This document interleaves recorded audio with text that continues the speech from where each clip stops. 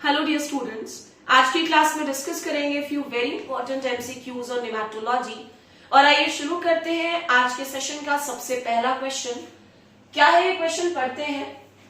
Fish hook symptom is produced in the injury caused by which nematode. इनमें से किस nematode के attack के कारण फिश हुक जैसे सिम्टम्स प्रोड्यूस होते हैं। तो सबसे पहले तो ये समझना जरूरी है कि फिश हुक सिम्टम्स एक्चुअली होते क्या है। तो एक्चुअली जो फिश हुक सिम्टम है उनमें बेसिकली जो रूट्स होते हैं वो कर्ल्ड हो जाते हैं, उनमें कर्लिंग नजर आती है और इसी सिम्टम को मोर और लेस हम कह देते हैं फिश हुक लाइक सिम्टम। अब ऑप्शंस दिया गया है ट्राइकोडोरस, रैडोफोलस, जिफिनेमा, नन ऑफ द अबव। तो आपको बता दूं कि ये फिश हुक सिम्टम्स जो है वो बेसिकली जिफिनेमा नेमाटोड के अटैक के कारण नजर आता है। जिफिनेमा जिसको कॉमनली हम डैगर नेमाटोड के नाम से भी जानते हैं, और साथ ही साथ इसका एक स्पेशल कैरेक्टर हमेशा दिमाग में रखिएगा, वो ये कि ये जिफिनेमा एक ऐसा नेमाटोड है जो कि वायरसेस को भी ट्रांसमिट करता है। सो ध्यान रखिएगा दैट जिफिनेमा को हम डैगर नेमाटोड बोलते हैं। साथ ही साथ ये एक वायरस वेक्टर नेमाटोड है, यानी ये वायरसेस को ट्रांसमिट कर सकता है। और तीसरा इंपॉर्टेंट जो कि आपने देखा कि ये fish hook like symptoms produce करता है जिस भी पर्टिकुलर प्लांट में इसका अटैक नजर आता है उनमें। आइए इसके बाद आ जाते हैं क्वेश्चन नंबर 2 पर।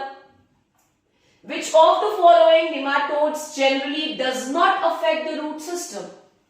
इनमें से किस नेमाटोड को जनरली किसी पर्टिकुलर क्रॉप के रूट सिस्टम पर अटैक करते हुए नहीं देखा जाता, ये क्वेश्चन पूछा गया है। आपने एक नेमाटोड का नाम सुना होगा, रूट नॉट नेमाटोड मेलाइडोगाइनी, जिसका जनरली अटैक किस पर्टिकुलर पार्ट पर होता है, तो रूट्स पर। अब यहां पर पूछा गया कि उस नेमाटोड का नाम बता दो जो जनरली रूट सिस्टम को प्रभावित नहीं करता है। Option number A Ditylenchus, Anguina, both A and B and none of the above.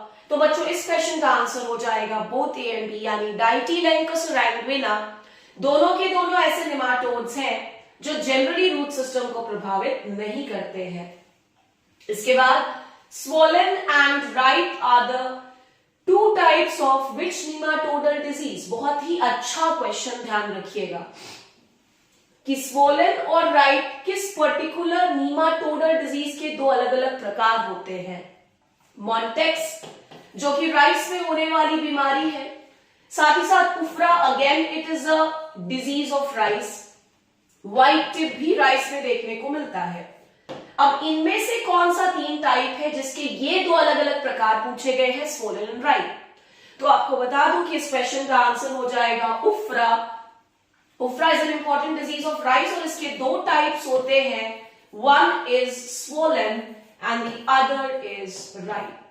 अब आप इस पर्टिकुलर क्वेश्चन में क्या कर सकते हैं कि आप सभी बच्चे कमेंट सेक्शन में मुझे बताएं कि मॉन्टेक्स, उफ्रा और व्हाइट टिप, ये जो 3 डिजीजेस हैं राइस के केस में, ये किन पर्टिकुलर नेमाटोड से होते हैं। तो ये भी एक इंपॉर्टेंट सवाल को कवर कर लेगा एंड आई होप कि आप सभी बच्चे खोज करके मुझे इन तीनों डिजीजेस के कॉजल एजेंट्स के नाम बताएंगे। Next question, root lesion nematode is. इनमें से किस नेमाटोड को रूट लीजन नेमाटोड के नाम से भी जाना जाता है। प्राटिलेंकस, हेटेरोडेरा, ग्लोबोडेरा या नन ऑफ द अबव। तो ये दोनों जो है आपको नजर आ रहे हैं, हेटेरोडेरा एंड ग्लोबोडेरा। इनको commonly we call it as cyst nematode. बच गया प्राटिलेंकस, इसे ही हम कह देते हैं root lesion nematode. Coming to question number 5, आइए पढ़ते हैं क्वेश्चन नंबर 5 में क्या है। The host insects for the multiplication of EPN are। इनमें से किस होस्ट इंसेक्ट पर आप EPN यानी कि एंटोमोपैथोजेनिक नेमाटोड्स को मल्टीप्लाई कर सकते हैं। बहुत ही अच्छा क्वेश्चन। पहला है कोर्साइरा, दूसरा है गैलेरिया, तीसरा है Helicoverpa and the last is all of the above. तो मैं दोबारा कहूंगी, ऐसे क्वेश्चंस आपको बहुत ही कम नजर आएंगे, तो ध्यान में रख लीजिएगा इस क्वेश्चन को। हो सकता है अपकमिंग एग्जाम्स में आपको ये देखने को मिले। तो कोर्साइरा, गैलेरिया, हेलिकोवर्पा, इन तीनों होस्ट इंसेक्ट्स पे आप EPN यानी कि एंटोमोपैथोजेनिक नेमाटोड्स को मल्टीप्लाई कर सकते हो। So the answer is going to be all of the above.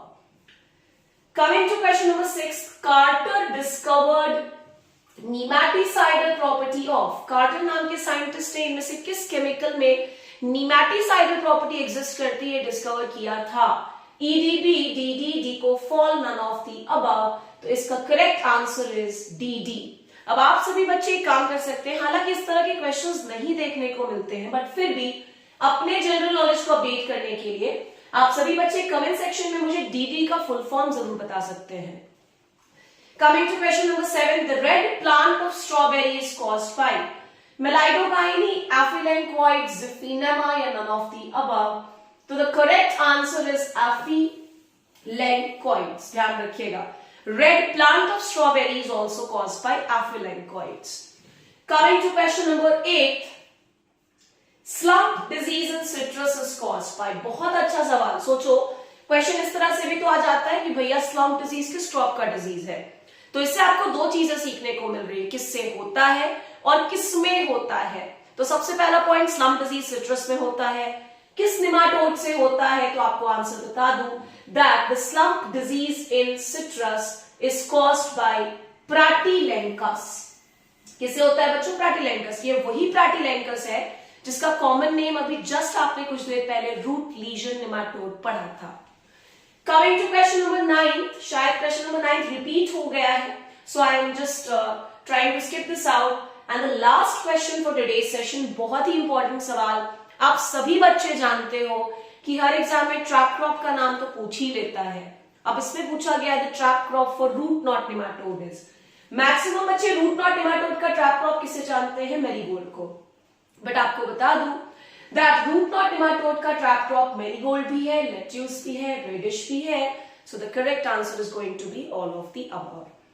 Next session में मिलूंगी with few very new MCQs। हमसे जुड़े रहिए, हमारे वीडियोस डेली देखते रहिए, बिकॉज आपको डेफिनेटली नई चीजें हम सिखाएंगे। नेक्स्ट क्लास में मिलते हैं, टिल देन पढ़ते रहिए। Thank you so much.